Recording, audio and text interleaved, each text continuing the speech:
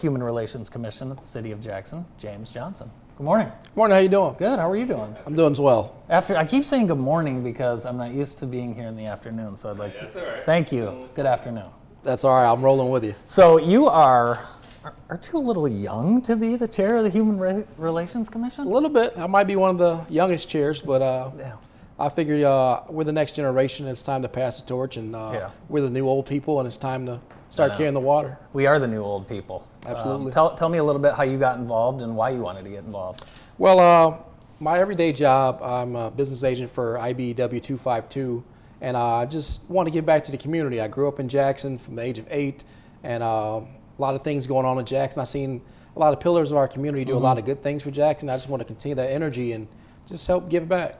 And part of your job, helping ensure that people's rights are respected.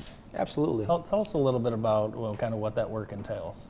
Our job, basically, we're union electricians, right? And what we do is we make sure the rights of people are respected, and we fight for living wages and benefits for all, and equality as well. So a lot of time that I'm fighting for, more equitable ways, like more women in the trades, more minority in the trades, things like that.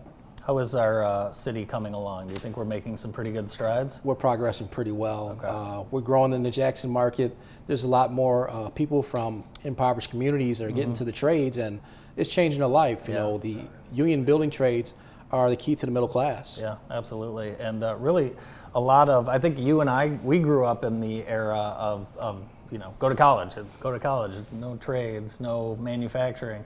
That has totally shifted. And Absolutely. It's interesting seeing, and I'm sure you have some friends that have had some long careers at some of these companies. It's interesting to see all the great jobs we have here.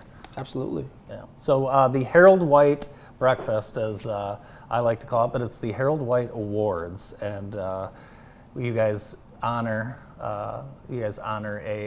someone for diversity, inclusion, and then a volunteer award. Talk a little bit about this year, and it looks like we have another great list of honorees.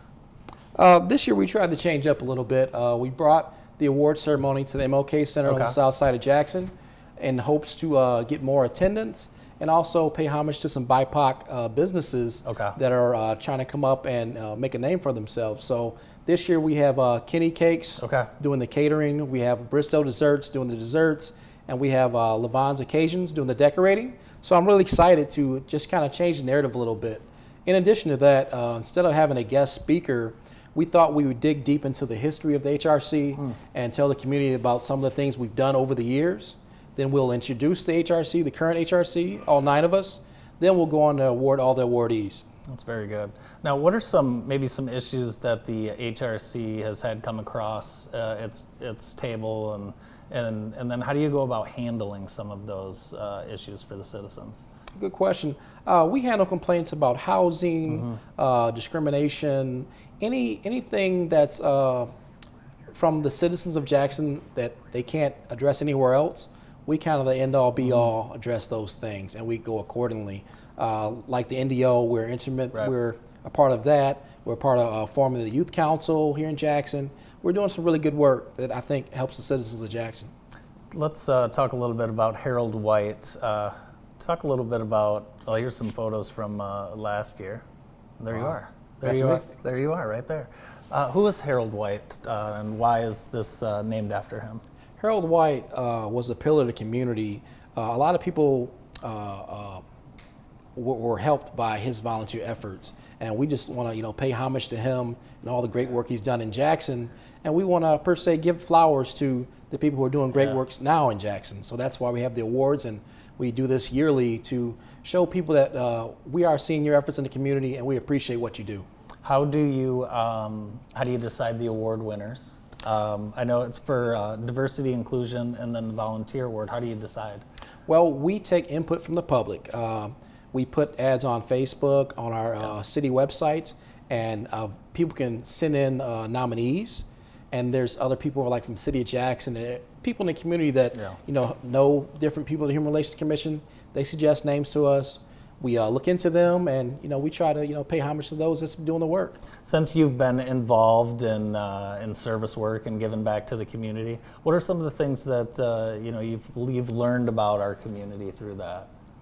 I learned that we're more alike than different. And at the end of the day, if we can come together and share our ideas collectively, we can make Jackson a better place. Yeah.